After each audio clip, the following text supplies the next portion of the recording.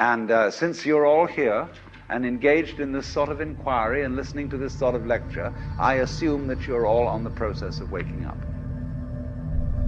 Or else you're teasing yourselves with some kind of flirtation with waking up.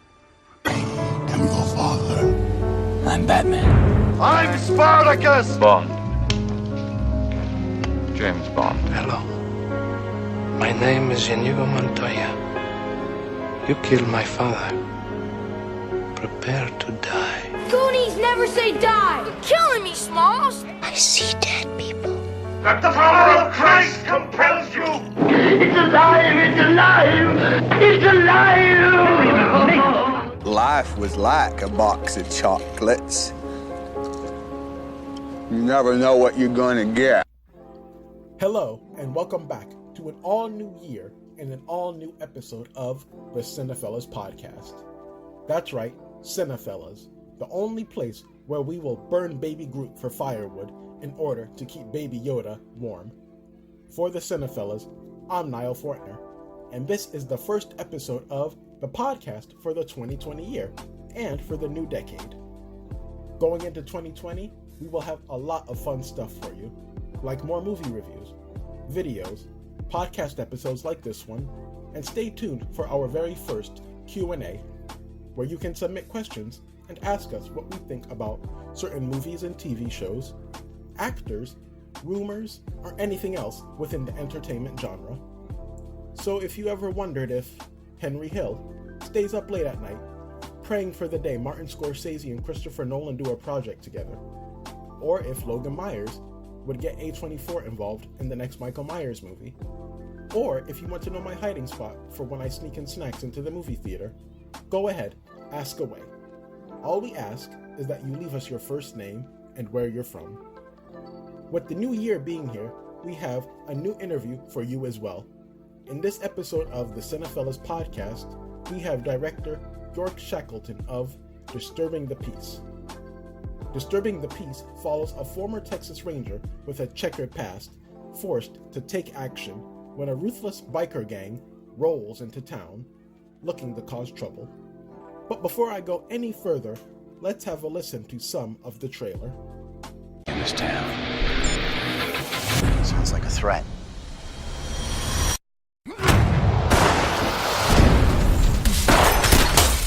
Fall back! It's just you and me. Don't make me shoot your partner. You're running out of time! 3! Matt, stand down. 2! 1! You enjoy killing innocent people?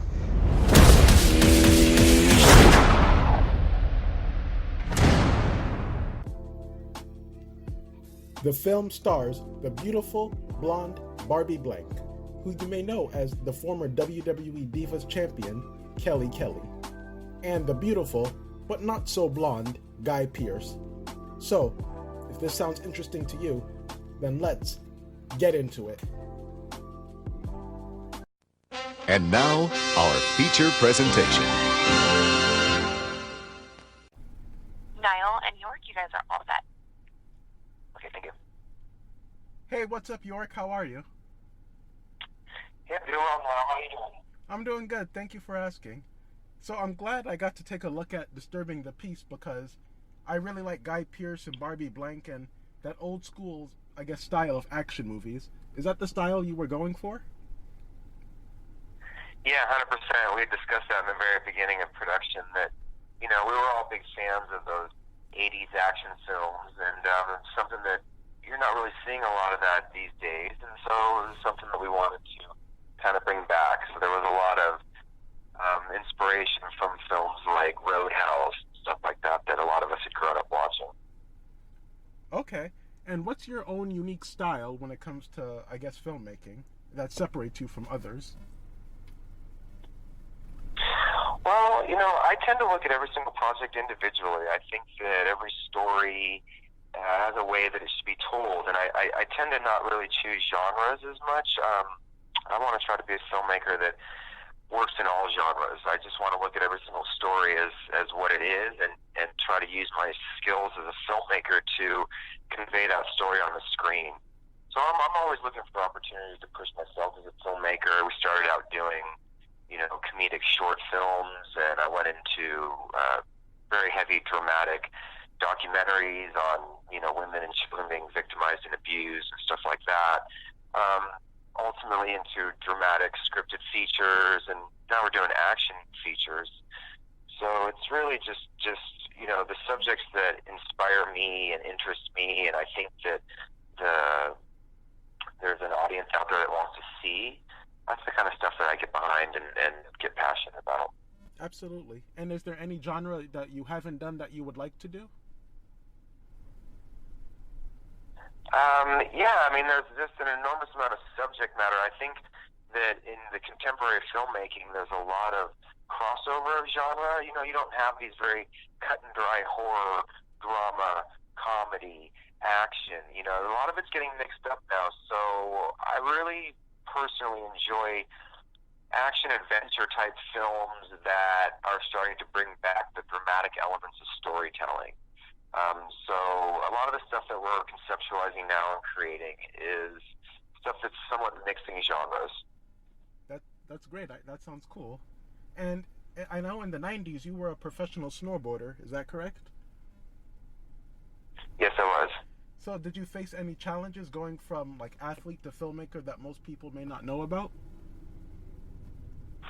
I think that being an athlete, you are trained in a different manner than a lot of the people that are starting out in the business world. And so you bring a certain level of tenacity and drive as an athlete. So just like any business, it's to break into the film business and get yourself really carved in and get yourself going there. It takes a lot of contacts and a lot of trial and error, a lot of practice.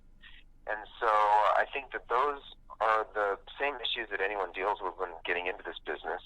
But being an athlete and crossing over into it, I wasn't really fearful of any of that. And there wasn't anything that I felt like, well, I can't study it, learn it, practice it, master it, and then show my skills to everyone. So I went at it very analytically like an athlete when I came into this business. No, that's true. I understand exactly what you're saying. And speaking of athletes, I know Barbie Blank is in this. She was in WWE as Kelly Kelly. So yes. Did the two of you have like a natural understanding of each other on set since you're both coming from the athletic background? Well, you can definitely sense the energy with someone who's athletic because they're always bouncing on their toes, you always have that kind of heightened level of energy. So, this had an ensemble cast. There was a lot of people in the film, and so I only got an opportunity to work with each one just very few days here and there as they would come and go. But I can tell you that every time Barbie was on set, she just brings an enormous energy, something very similar to what I think you see on WWE with her. She's just very out there and bringing a lot of energy and a lot of charm and a beautiful smile, and she's just a really great person to be around. And so it's fun to work with her because she's bringing a fun environment that is based around energy that I think comes from her athleticism. Yeah, that's right, yeah. So how did you get Guy Pearce involved? Well, Guy was attached to the project as well, like me, so this was put together by a production company. It was the traditional manner of how films are set up. So he was attached to the film, and I was attached as a director, and so we had met at that point. He was drawn to material, and like I had said before, I was drawn to it because of the ability to kind of bring it back to some 80s action films, and that was something we were looking to do. But working with him, anytime you have an opportunity to work with an actor like that, it's just a really a once-in-a-lifetime experience. And with him specifically, he brought such professionalism to the set. When you deal with someone like that, they've been working for so long, worked on so many projects and with so many different filmmakers, that they really have a bag of tricks that they bring. And so it was a real treat working with him because he came to work every day. It wasn't like sometimes where you'll see an actor and they just come in to, do the work and get their paycheck. But he really wanted to master every single line. He wanted to know why he was saying that, where his character was coming from, where his character was going to. And So when you work with someone like that, it really heightens the performances for everybody involved. Absolutely, that's nice. And I know you did a movie with Nicolas Cage, a heist movie, 211. And that was inspired by a real-life event. So are there any real-life situations that inspired, Disturbing the Peace at all? Yeah, so I wasn't the writer of Disturbing the Peace. The original writer of it was actually an ex-ATF agent, I believe even police officer before that. So he was a career law enforcement officer his whole life and military training. And so when he retired, he got into writing. So a lot of the stuff that he writes is from real instances that I think he had experienced or seen friends experience. And there's just a real level of realism to the writings that he does. Okay. And is there anything you didn't know or didn't have the chance to do while doing 211 that you got to do with Disturbing the Peace? Well, like I said before, every movie is its own animal, so you really have to look at it as an adventure that you're going on with this big group of people. You're going to lead everyone down this road, and there's just so much organicness that is involved in the collaboration of filmmaking. Okay. And so, every movie has its trials and its tribulations. It has its great moments, and every one of them is unique. All right. And from what it seems like you have a lot of multiple projects going on. You have that one with Vivica Fox called Street, and there's that one with the 80s punk rock club, the Cuckoo's Nest. Is that how you pronounce it? Yeah, the Cuckoo's Nest. Cuckoo's Nest, excuse me. So how do you, balance your schedule with all these different projects, and does this have, a negative effect on your creativity and workflow? No, we're pretty good about balancing. My agents, when I say we, I'm speaking about myself, my managers, and agents. We all work together as a team to try to make decisions on where we want to go with our career and what type of material that we're choosing. And unlike a lot of studios and production companies where they'll pick up a lot of different projects for the year and kind of throw them at the wall and see what's going to stick and go, we tend to really focus in on just one project at a time. So although you see that I've done a significant amount of films, it really has spanned, a good 10 years now, or even a little bit longer. And that's because we try to just focus on one project per year. So we'll, get serious about one, we'll think it's timing right, and it's got the elements that we need to get it done, and then we'll put all of our energy into it. We've had a pretty good track record of doing it that way.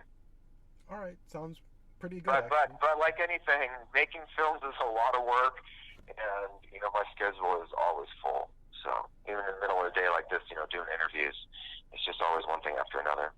All right, well, but that's what you have to do to make it happen. You got to be tenacious and do more work than the next guy. Absolutely. And what are some things that everyday people may not know that goes on during a set when you're in the director's chair? Oh, it's funny when people watch these films, they have really no idea of the stuff that goes on behind the scenes. And one of the main issues that I'll always experience and deal with is just the inner workings of the town that you're in when you're filming on location. Whether you have large budget or small budget, there's still going to always be issues that arise that are just out of your control. Something happens on the location you're trying to shoot, and you can't shoot in the direction you want to shoot at, and all of a sudden, you got to spin the whole world around. Everyone's working to move the cameras and move the lights, and just being in the moment while you're filming the movie is really something that you have to be able to hold on to very tightly, because it can get away from you very quick with all the different things that are coming at you. And you can never really anticipate too many of them, other than just anticipate that there are going to be issues, so that you can keep yourself limber in the moment and continue to stay creative so that none of these things affect the film negatively. Okay, yeah. And do you prefer directing or producing? Oh, I'd prefer directing. Okay, I figured. Producing is a great job. The thing about producing is it all starts with producing. I mean, it's clearly going to start with a screenplay. If you don't have a screenplay, you don't have anything to produce. But, the production is the backbone of the making of the film. And without that, people like myself, directors and writers, we don't get to work. So I think a lot of times the producers don't get the respect or the credit that's necessarily deserved for them, because they're the ones who make everything happen for us as filmmakers. And it's in a really great seat to be in when you're able to call out for something and you look and it's there for you to use. So I think that through all my experiences, I've found that directing is the one position where I do the best at it, and I think I can be the best at it, so that's where I tend to put most of my focus. Okay. And if you'd like to call someone out by name or give them a shout out on who must see this movie and why, who would you name? Well, I think this movie is a great movie for families to go see. You know, I remember when I was a young kid, I would go watch it with my dad. Watch movies with my dad. We would go see all different types of action movies and fun stuff that when it was over, we'd walk out of the theater and we'd talk about it, you know, and it created a great experience for me and my father. So I think that this movie is for fathers and sons all over the nation to go see together, have a great experience, and see some pretty girls and some fun action, and, you know, nothing that is going to make anybody feel uncomfortable or unusual. Absolutely. I'll take my dad to see it. He will love it too. Okay, great. And without giving anything away, do you have a favorite line of dialogue in Disturbing the Peace? You know, I'm going to leave that one up to the audience. I don't want to give any secrets away. This movie's got a lot of really cool lines from all the actors, and like it is definitely an homage back to the 80s, so you got a lot of those climactic scenes that end with some great lines. So I'm just going to leave that up. It's coming out real soon on the 17th, and we'll let the audience hopefully start posting some of those online. Okay. And do you have any advice for young filmmakers or just creative people out there that you would like to share with us? Yeah, I think you need to just stay true to your craft and work really hard. You know, you're in a time where there's a lot of technology out there that is available to use, and it's very high quality. And I think that was the one thing that worked for me, was that I just got out there and started doing it when I was young. I started making movies. I started shooting cameras and cutting stuff together. And I think that if you really want to be a filmmaker and it's what you're passionate about, then you got to get out there and turn the camera on and start doing stuff. So don't be scared about what other people say, because there's no such thing as a good or bad movie. They just work or they don't work, and none of that's in your control as a filmmaker. So just get out there and do what you think feels right. Yeah, they even have people making movies on their phones now that I read about. Yeah, exactly. Everyone's making a movie, you know, so get out there and make one, but make sure that you know what you're doing and keep practicing and keep getting better and better at it. All right. Well, thank you very much for your time, and congratulations on being a part of another project. Great. Thank you so much, man. I appreciate you having me on. Yeah, it was great speaking with you, and would you like to let our listeners know when and where they can find you on social media? Yeah, so I'm on all the usual ones: Facebook, Instagram, Twitter. I use my full name, York Shackleton, as my handle. And anytime you want to send me some messages or ask some questions about filmmaking, I'm pretty good about responding and try to help out all the young filmmakers as much as possible. All right, well, thank you so much for your time. I had a great time. Yeah, me as well. Okay, look forward to talking to you soon. Take care. All right, bye. All right, bye. Listen, all that talk about new year, new diet, going to the gym, and all those other corny New Year resolutions people say every year, we both know you don't have to do any of that, because you're already good. But you would be even better if you went over to Cinephellas.com, because over there you'll find more podcast episodes like this one. You'll also find videos, movie reviews, movie news, TV news, and a whole lot more. Make sure you're subscribed to our YouTube channel, and make sure you're following us on social media, such as Twitter and Instagram, for all our updates. Like I said, it's 2020, so we got a lot of stuff coming your way.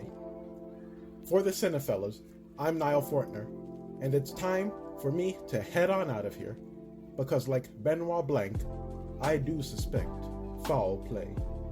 Until next time, have a good rest of the day and a good night, everybody. Why so serious? I am serious. And don't call me Shirley. Well, nobody's perfect. Go ahead. Make my day. E.T. phone home. There's no place like home. Hasta la vista, baby.